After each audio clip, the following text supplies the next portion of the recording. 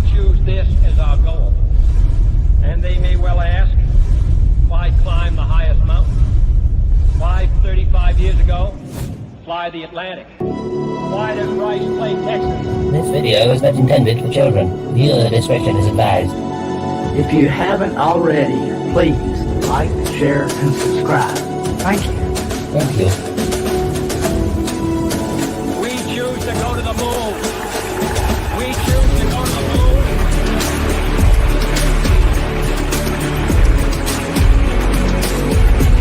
We choose to go to the moon in this decade and do the other things. Not because they are easy, but because they are hard. Because that goal will serve to organize and measure the best of our energies and skills.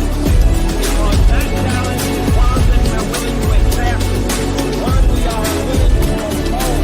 What was once the furthest outpost of the old frontier of the West will be the furthest outpost on the new frontier of science and space. Houston,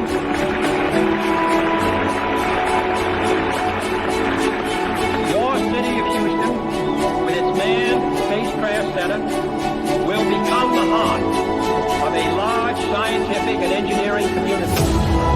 But if I were to say, my fellow citizens, that we shall send to the moon 240,000 miles away from the control station in Houston, a giant rocket more than 300 feet tall, the length of this football field, made of new metal alloys, some of which have not yet been vetted, capable of standing heat and stresses, several times more than a television frame, fitted together with a precision better than the finest watch, carrying all the equipment needed for promotion, guidance, control, communication, food, and survival, on an untried mission, with unknown celestial bodies, and then returning safely to Earth, re-entering the atmosphere at 55,000 miles per hour, causing heat about half that of the temperature of the sun, almost as hot as it is here today, and do all this,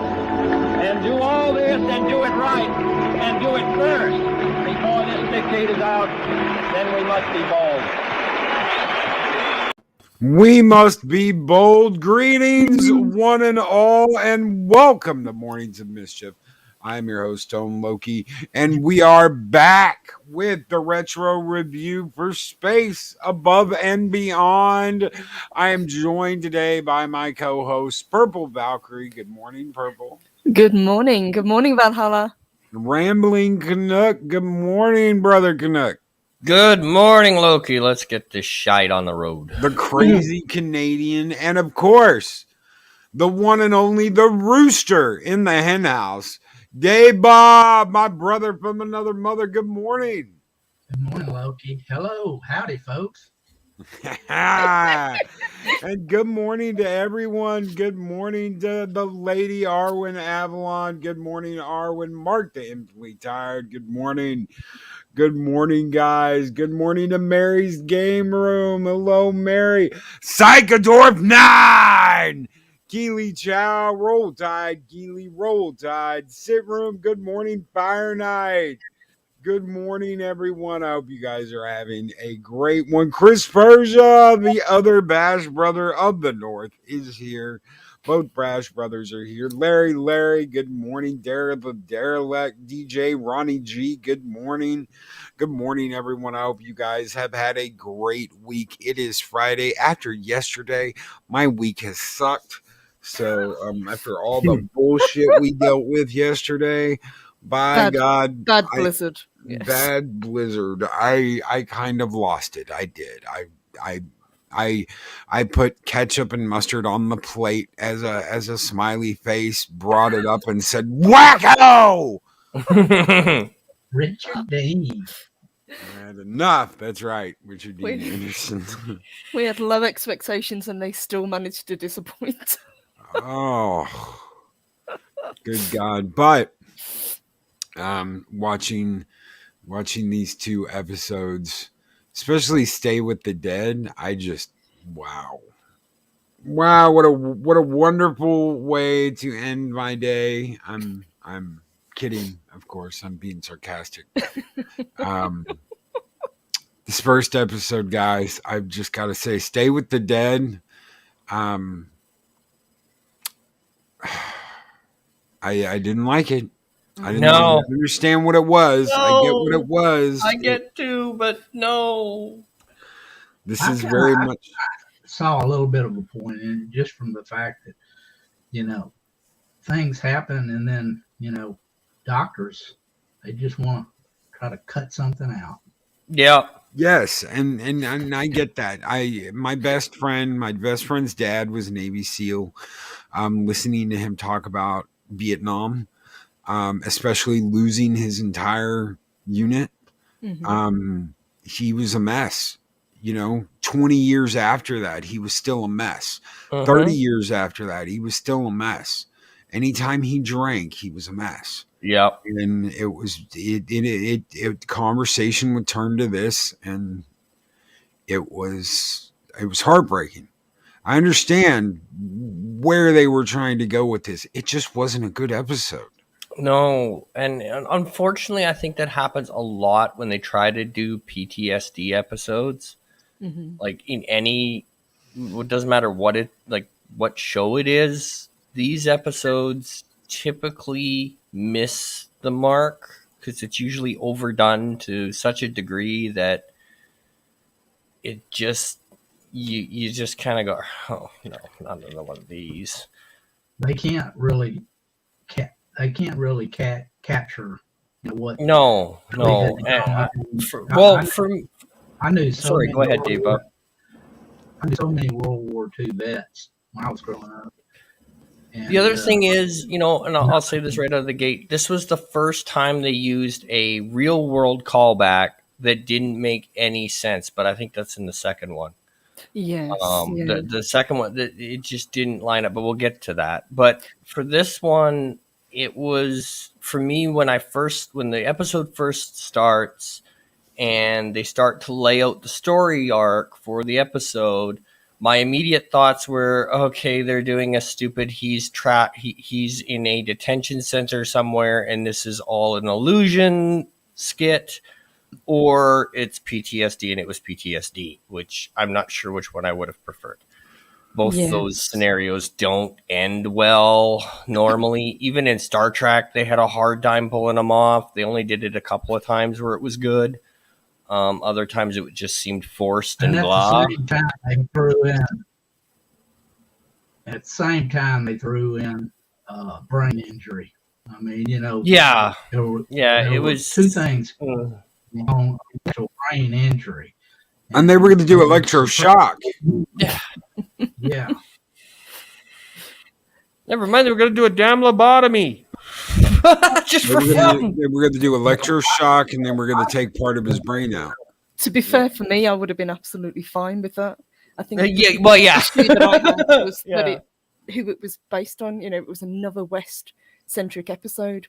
I think it would have been much better if they'd used Wang, for example, as the main character for this episode. I think it would have had more He can of an emote impact. better. He can emote better. I could see that. He emotes better. They're coming to take me away. They're coming to take me away. Haha. Psychodorb 9 with a $5 super chat says, you want bold. Today, I've got a written and welding test. All goes well, I'll be punching out of 15 years into a new job.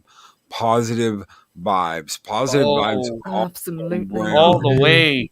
You nailed both those. Yes. You nail it. You've got You this nail it. Psychodorb. You've got it. You walk in like you own the place. Because you do. That's right. That is right. You are going to tear that place down.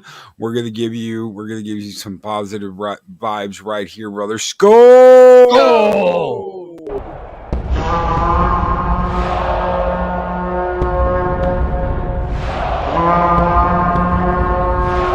Spartans! What is your profession?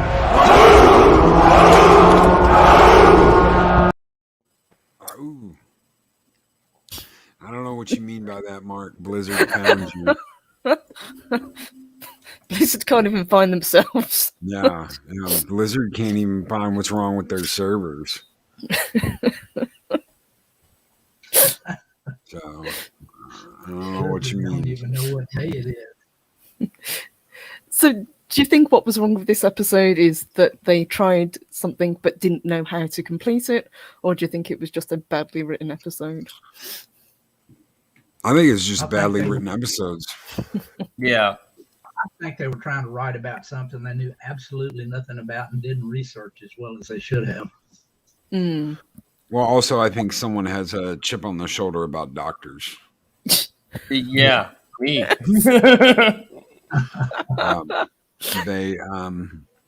They make that doctor look like a POS. They really do. Like, oh well, I know what I'm talking about, and you don't know what you're talking about, McQueen. You've never dealt with anything like this before. Bullshit. He lost his Bullshit. whole partner. So Yeah, he was just the whole time he was just trying to convince West, that they're gone. But look, I know it's hard to accept, but you've just got to accept it and move on. Yes, I didn't like the pacing in the episode much either. They're switching back and forth to what West was having flashbacks to, but they were portraying it like it was happening at the same time. It was just a really weirdly cut episode. Derelict with $5 super chat. Here's to swimming with bow-legged women. Alrighty then. That's a Jaws reference. I think that's Popeye the Sailor Man. Anything that came out in the 90s. DJ Ronnie G, was that doctor one of the side teams from SG1? I don't know. I don't think so. I think he's too old. But then again, 97 through 2007, it's possible. Yep. Yeah. Those two shows were only about a year or two apart. Yeah, I think the only thing I really liked in this episode was McQueen. It showed what lengths he would go to for his team, how deeply he cares about them. Even though he kind of thought that they were gone, he would hold on to this last little shred of hope and listen to West, even though he's rambling like an idiot. Colin asks, also looking with 21st century eyes, when they have identified the bodies via DNA. DNA wasn't really big until the it wasn't even trusted in the O.J. Simpson case. DNA wasn't truly like one of those, yes, we know that it's him. I mean, the science was there, but the belief in it wasn't there yet.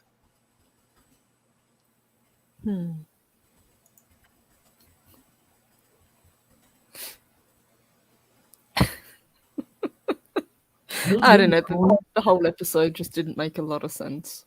No, and I mean there was a little bit of good parts in it, but they'd automatically beat the hell out of you. It was just it's just dry, very dry. Yeah, very dry, and the doctor was just like, we're gonna cut him up. We're gonna cut him up. McQueen, get out of the way. We're gonna cut him up. Channeling his inner mangala. But I know how to deal with this, and if it is PT, it was PTSD, but you guys got to think they didn't even know, like after Vietnam, they didn't even have an idea then about PTSD. It was like, war shock, or there was no post-traumatic stress disorder.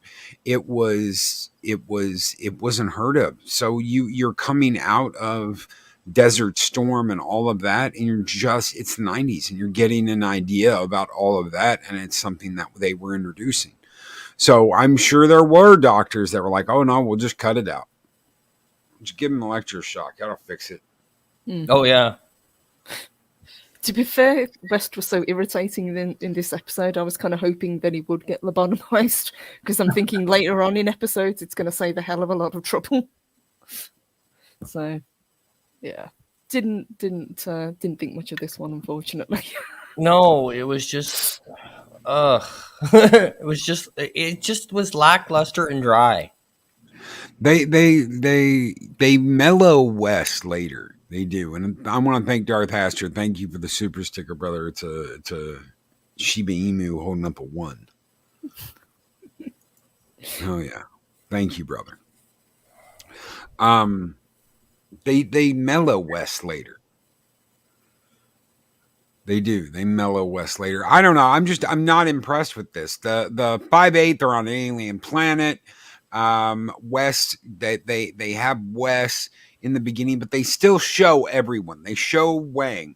They show Hawks. They show Manson. They show the whole cast at the beginning of the episode being brought in on stretchers. Yeah.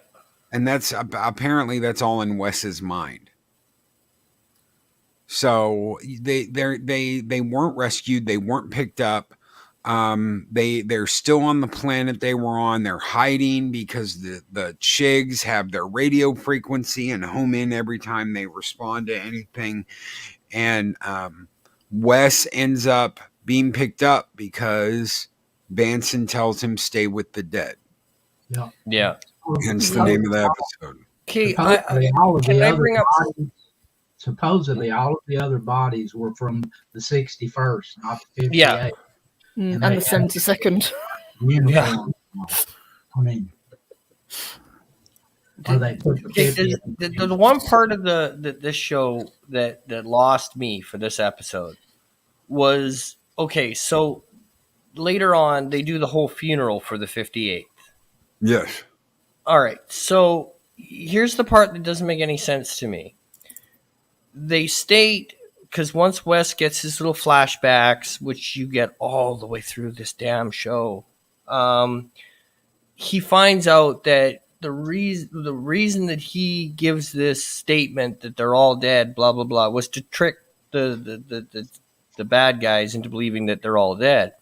And apparently the device was, what they did was they put their uniforms on other bodies, and that was how they did this. Well, when they recovered the bodies, wouldn't they figure out real quick that this is not the body that this uniform belongs to? I'm just throwing this out there. They've worked side by side with these motherfuckers all day, but they can't tell the corpse from, well, this body doesn't match this uniform. This is not right here, but we're gonna send them out in a burial anyway. I don't get it. That doesn't add up to me. Just go by what the label says on this. Yeah. It's like, oh, well, the name tag said Billy. That's got to be Billy. What the He had Billy's dog tags on. It's got to be Billy. Yeah, it's got to be Billy. I don't get it. That's the part that just made me go, huh? Yeah. I can get the Chigs falling for that shit, but people you work with day in, day out bought this? I don't... If it'd been like a stand-in funeral that they'd given them where there were no remains recovered, yeah, I kind of get it, but yeah. Yes. It's like, what? No. No. Call in and says, my first thought was, wouldn't they have sent in a special forces team rather than highly trained pilots? Yeah, I know, constraints of the medium, etc. The idea was that they were all Marines or riflemen. So send in the 5/8. They're pilots, but they're also ground forces, and they are the special forces. Mm-hmm. Well, then it kind of makes them look a little bit incompetent, because not only are they out to rescue the 61st, the 61st were sent out to rescue the 72nd. So what the hell is going on this planet? Kind of like, didn't you learn from the first time? Yeah, apparently not. What I didn't understand in the whole thing was, how were they so badly outmaneuvered that they could pull that and keep pulling it, and nobody, from the 61st or whatever reported back what was happening or anything? That didn't make a whole lot of sense either. And every time they used their transmitter, every single time they used their transmitter, they got wiped out. Yeah, and the other problem too, I found that was kind of a disappointment was they went through all this trouble of creating a planet with all the special effects of this, ionized storm and constant lightning, and it never played a freaking thing to do with anything that was in the show. Mm-hmm. Like there was no, well, we can't get a message out because of the interference or any of those tropes. None of that was used.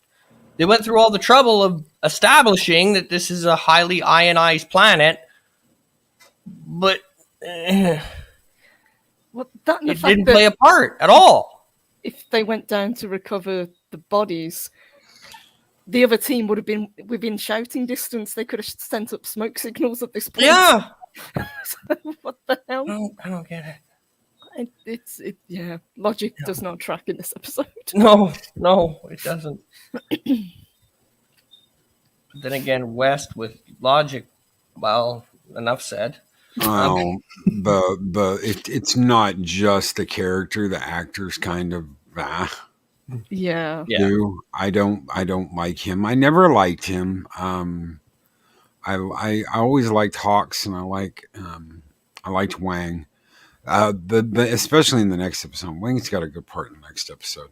We're going to talk about, but McQueen, and the Commodore. Yeah, there's so many good. There's so many good characters in this that overshadow Wes. Yeah. And I understand they wanted to do this, guy loses his girl, guy's trying to get his girl. I will find you. Shut up, Wes. Yeah. The problem where that falls down is because they established it in the first episode and then she goes, you never see the real connection that these two are supposed to have. So you just don't care. No. No. Yeah, he's the lead of the whole series. He's the first one up there on the episode, starring him. And, then it goes down the list. Yeah, I would have loved to have seen pretty much any of the other team take this lead role in this episode. I think Wang would have probably been the best, but I could have seen Vanson in the role as well. Yeah. Especially with what she suffered from the AIs as a kid. Yes. Yeah, and they could have done this with someone besides Wes. Yeah. He just doesn't have the range as an actor to pull this off. No. It just seems forced and blah. And they, one thought, that you guys haven't brought up, if they'd have done this with Hawks doesn't have the emotional stability to deal with it. Yeah. That actually, now that you mention it, that would have been good. Also, with a lead into it with Wang having suffered, what he did with the torture just a few episodes earlier, that could have played right into it. And now that I think about it, the Hank one, that would have made more sense because he just mentioned, 2 episodes ago, that he, for some reason, anytime he thinks about, everybody being gone, it hurts. What's up with that? It would have been a perfect tie-in, but they chose Wes for some reason.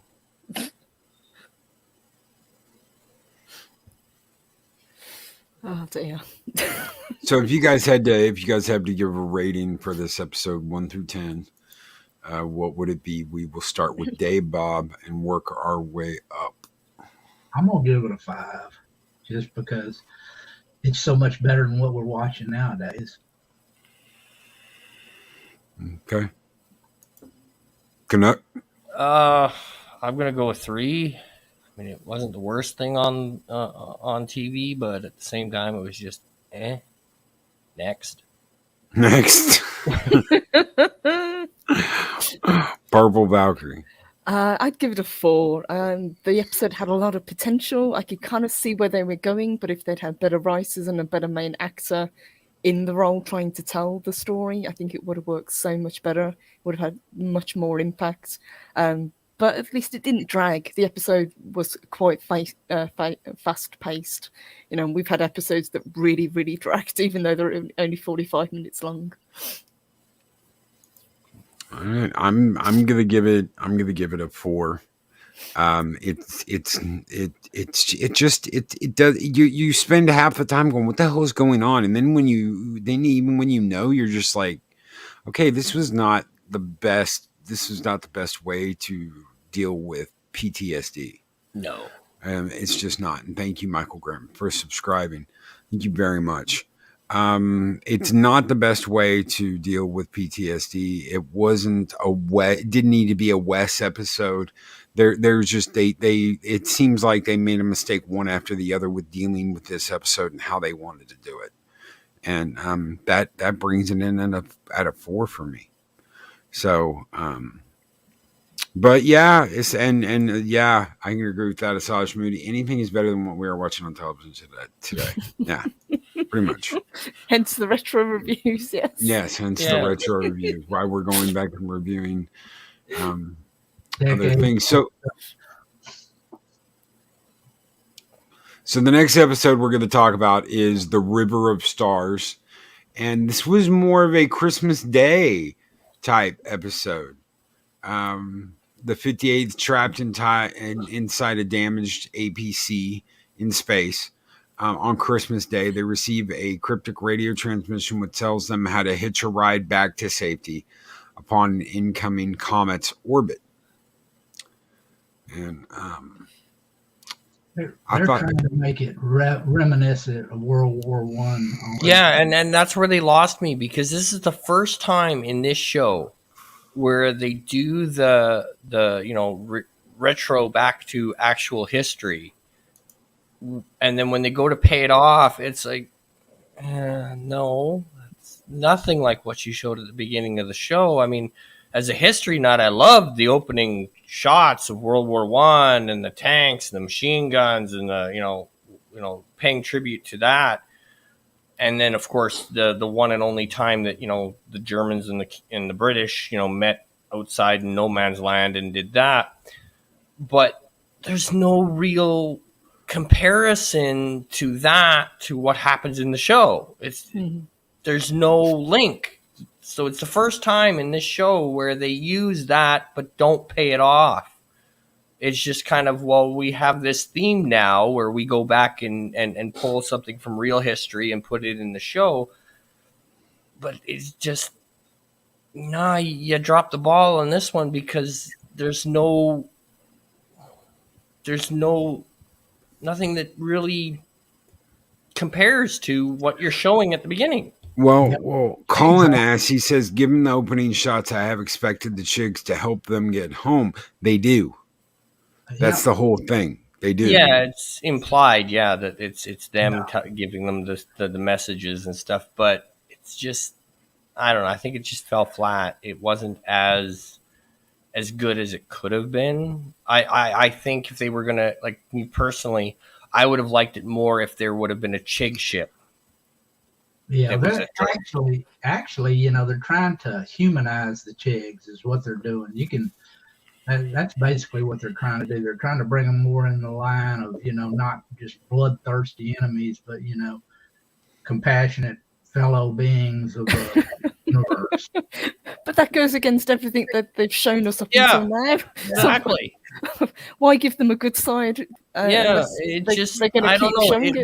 To me, I think if they were going to use those opening credits and then fit it into the show, then a Chig ship should have been adrift as well. And, then that would have made sense. The way that it was done, there was no meeting in no man's land, which is what the opening credits show. Mm-hmm.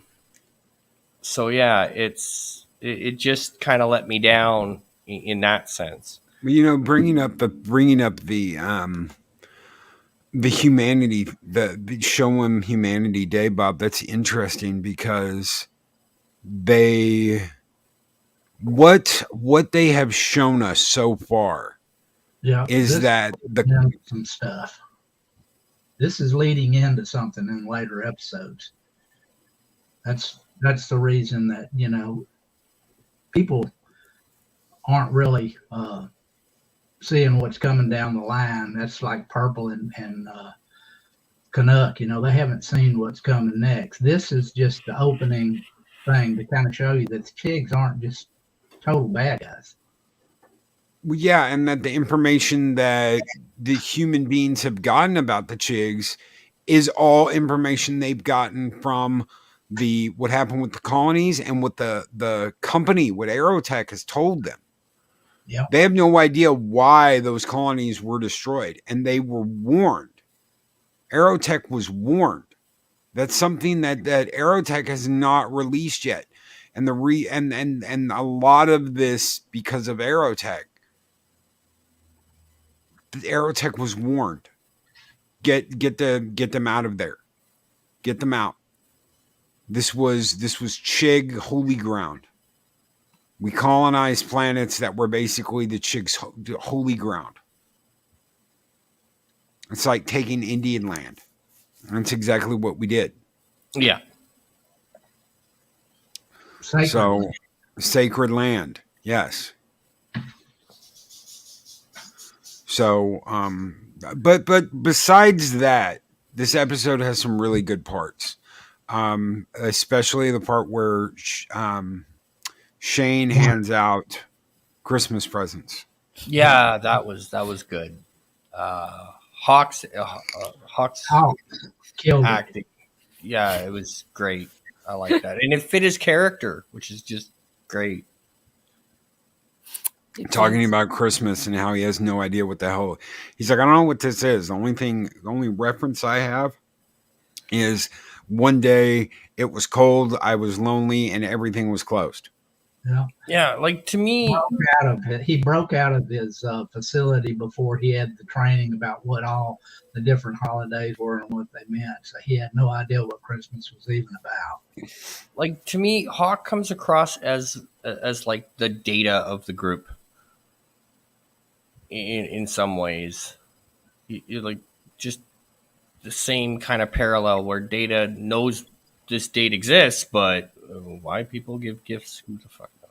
But it doesn't mean anything. Yes. Yeah, right. It just he plays it so well. So yeah, that was good in this episode. I liked the different kind of scenarios they were coming up with.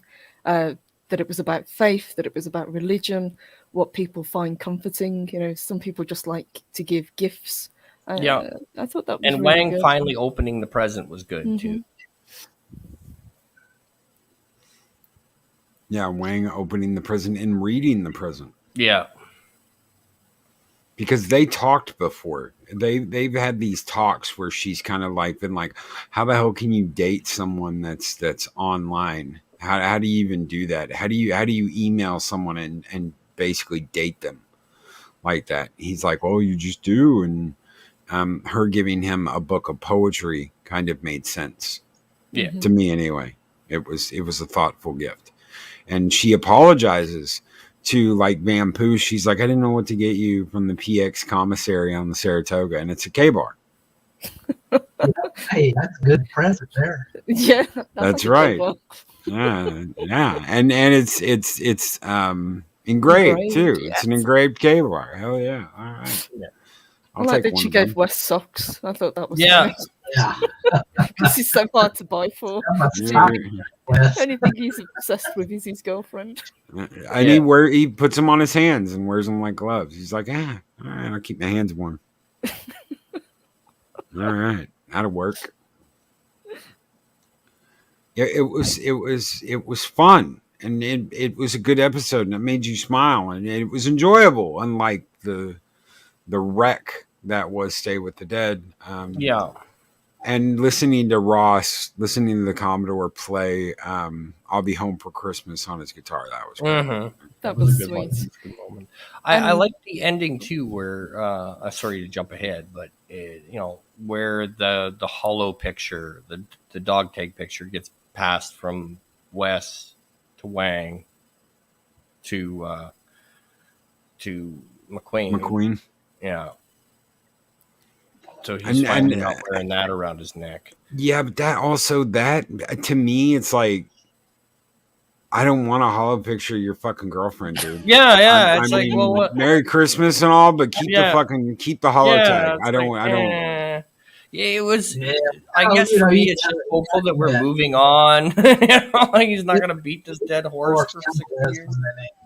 It was all Wha- symbolism. Yeah, I understand that. I would have told him keep it. I appreciate the thought, but keep the damn tag. I don't want a Yeah. picture of your girlfriend. But you And know, if you I see would it make, minutes Even later. go to an airlock and throw it out. That would have been cool too.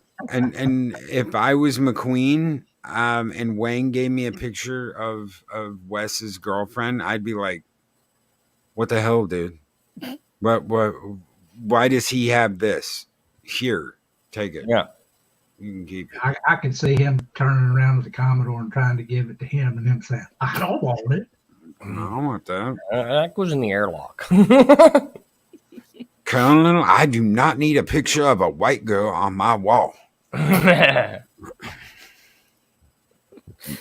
You take that tag off of my tree. Tree Take that tag out of my sky. Yeah, that was a little bit weird. But 15 minutes later, West would have been asking for it back anyway. Yeah, so- probably. Yeah. Pattis, if you ever go to a Marine graduation, always wrap and bring an extra K-bar. There's always a kid who has no family there. It's real kindness. I will remember that. I know a couple of Marines. Give them a K-bar for a gift. I can do that. A good knife is always a great gift. Awesome gift. Thank you, Kendra. Yep. That's true. I also like that they used the transmission from the Apollo 8 crew. I thought that was really sweet. when they Yes. went into it. Yeah, that was nice. The whole episode has some really nice touches, as it went along, when they're talking about Jesus, and Hawks kind of said, well, he's sort of like an in vitro, then isn't he? That did make me smile. And they're all like, immaculate conception. And Wang's the atheist. Yeah. It's funny. If you've ever actually had a religious conversation with someone who doesn't buy into everything, I'll just put it that way. It's a conversation I've actually heard before. It's a conversation I've actually taken a part in before, having that kind of conversation where it's like, well, everything's explainable. Oh, well, because of blah, blah, blah, the light from the star was shining brighter, blah, blah, blah, on this day, or yada, yada, yada. I know I've had the conversation of, well, Jesus wasn't actually born on Christmas Day. He wasn't. They moved the day. And the reason why they moved the day was because they had an agreement with the Vikings back in the day that, okay, well, we want to bring you into Christianity. And the Scandinavians were like, well, this is our biggest holiday, is the Yuletide. Having the Yuletide is our biggest holiday, and they incorporated their Yuletide into their religion as a way of being like, okay, we want you in our religion. We will move the day of the death of our God's son to your holiday. That way both get celebrated together. Birth. Yes. Birth and rebirth.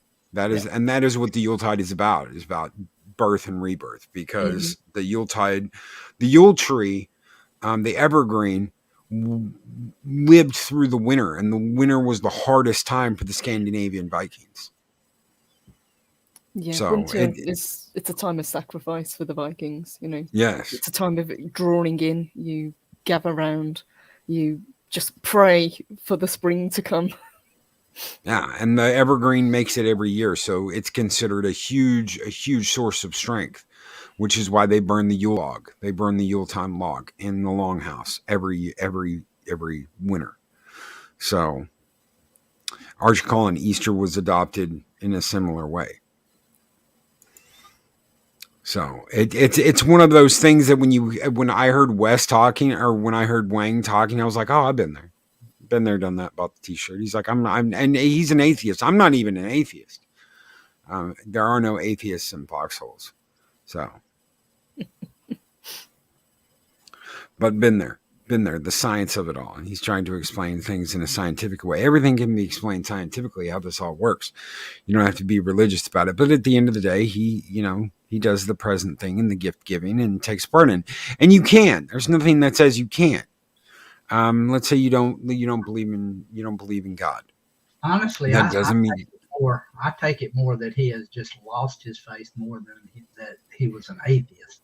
Pure atheist. Well, even Vanson calls him on it. She said, well, you cross yourself every time we go out on a mission. He said, well, that's just habit. She said, no, that's faith. Yeah. And the idea that, oh, well, because I don't want to believe this, I can't celebrate this. No, that's not what it's about. Christmas is about coming together. It's about being there for one another. And that's what the episode is about. Mm-hmm. Yeah. Coming together and being there for each other. Yeah, this could have been a really cheesy, obligatory Christmas episode, but I actually did it really well. I like the way that it was explained. I like the interaction that the cast had with each other. Other than the bit that Canuck was talking about, where it didn't, unless you knew where the code came from, it didn't really mean anything. But yeah. This time they got their tie-ins right, so it worked. I like the fact that they had the trouble with the engine. They burnt almost all of their thruster fuel up. They didn't have any way to really maneuver the ship unless they had to actually have that EVA. And while all of this was going on, Wang was the only one that really knew how to use a sextant to pinpoint their location. I mean, everything. This was very Wang concentric. I mean, he pretty much saved the day. Well, Vanson too. That was a really cute part at the end of the episode with Vanson, where she's like, "I knew we were going to be okay when I saw the tick on how long we'd burned." And Wes looks over and it says 5/8 on the ticker, 58 on the ticker, and he's like, "Yeah, I knew we were going to be okay with it." Like what, 56 or something like that? Yeah. I also like that Cooper really tried hard to get Vanson a gift. Yeah. And he gets her a bowling voucher, even though she doesn't like bowling. No. Goobers go bowling, and he's like, "Oh man," and Wes is like, "No, it's cool because it's a thought that counts." So she really, Oh, thanks! Oh my God, thanks! I'll tell you what, I'll trade you these for 0G time with the Colonel. Yeah. So she's gonna be trading those for time in the 0G chamber with McQueen. I'm not your date. I'm not your guy. I'm not your buddy. I'm not your pal. I can't wait for that shit. It's coming, ladies and gentlemen. It's coming. We'll get there with Never No More and with The Angriest Angel. I personally cannot wait for those 2 episodes. Yes, you keep teasing these episodes, so I'm really looking forward to them.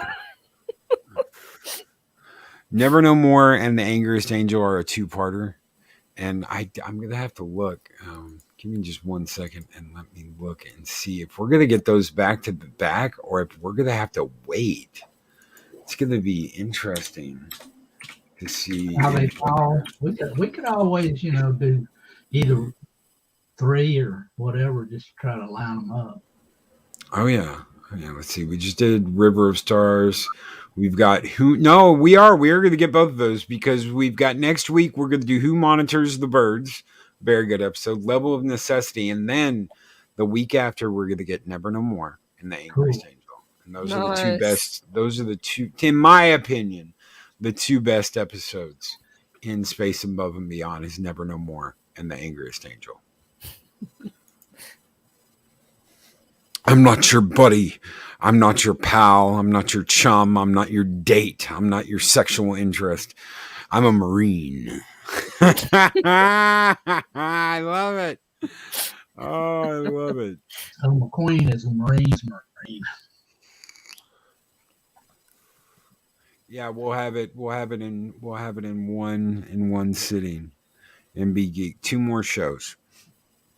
2 more shows next week, and then and then that one.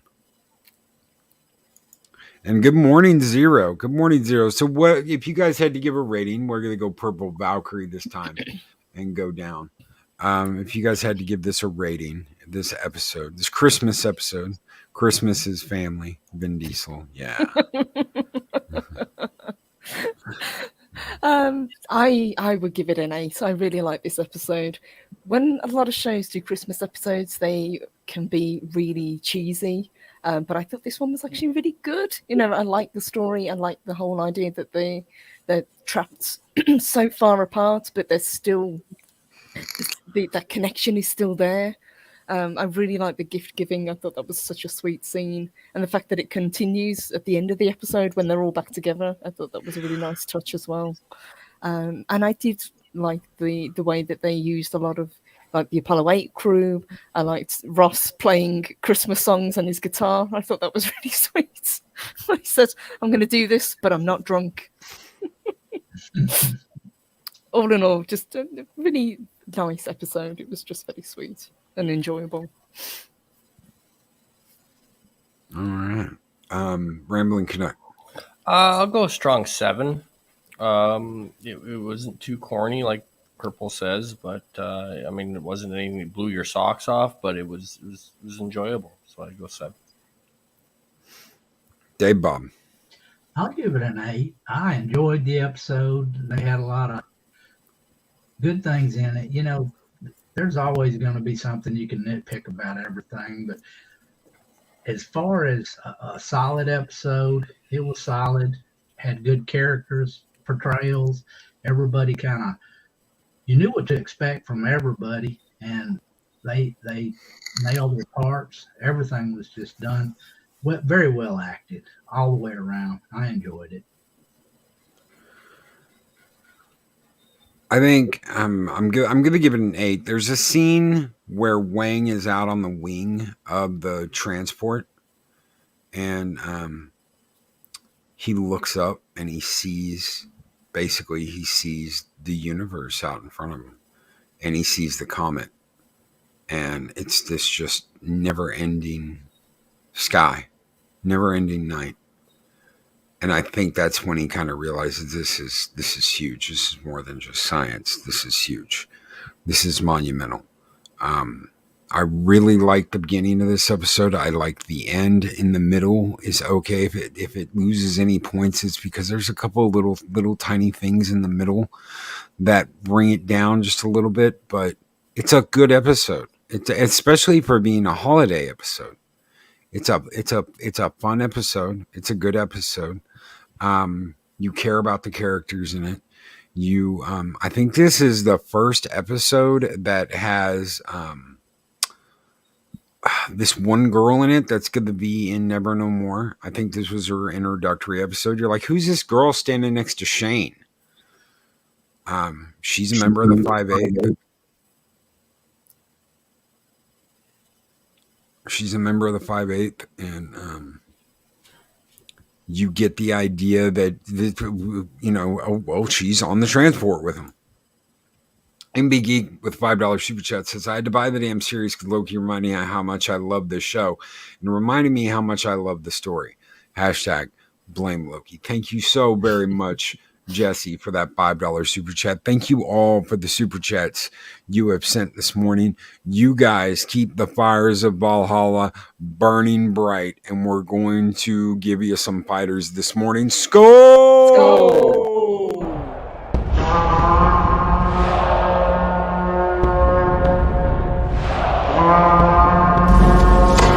Long live the fighters!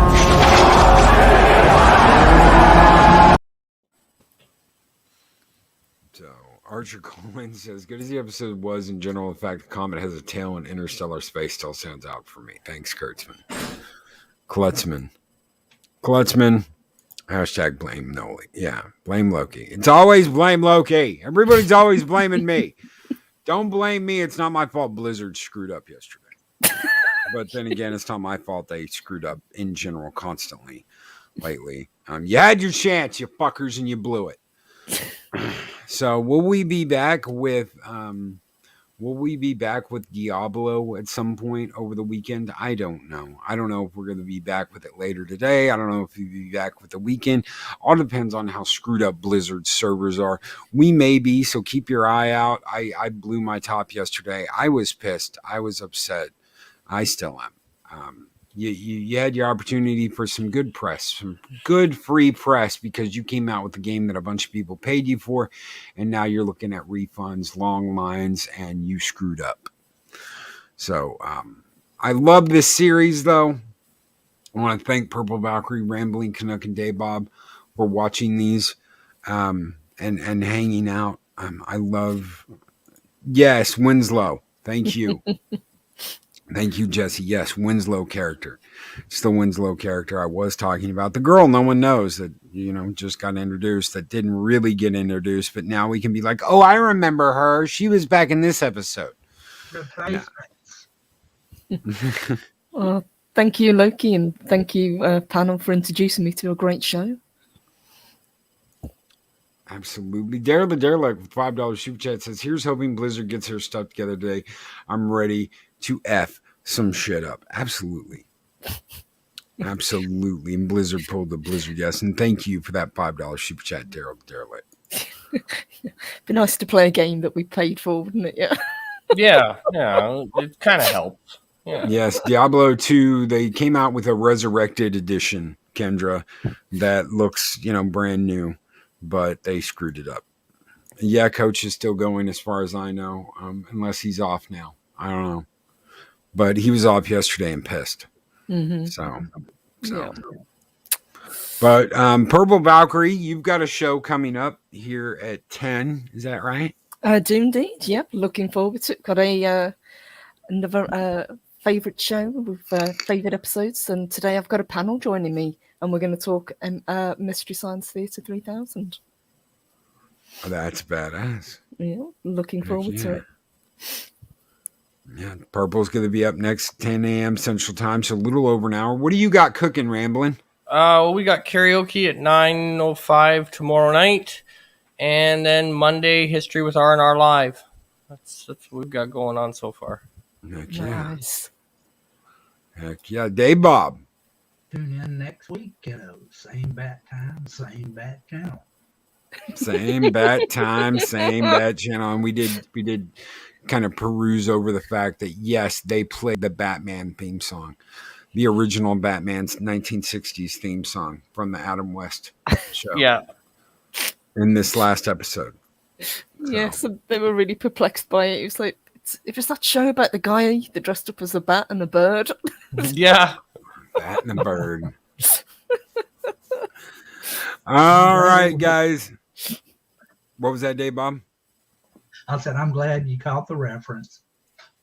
A bat and a bird. A bat and his belfry. Whoop. Whoop. All right, everybody. Take care. Have a great one. Be excellent to each other. Enjoy your Friday and don't miss out on Purple Valkyrie show and Rambling Canucks karaoke tomorrow night. Everybody take care. Have a great and Star Wars. Star Wars. Yes, we're going to have Star Wars tomorrow. And we're going to have a bonfire on Sunday. So everybody take care. Have a excellent one. Be excellent to each other. And we will catch you guys later. Bye, guys. Bye. These videos are tremendous. Like, comment, and subscribe, and hammer that notification bell.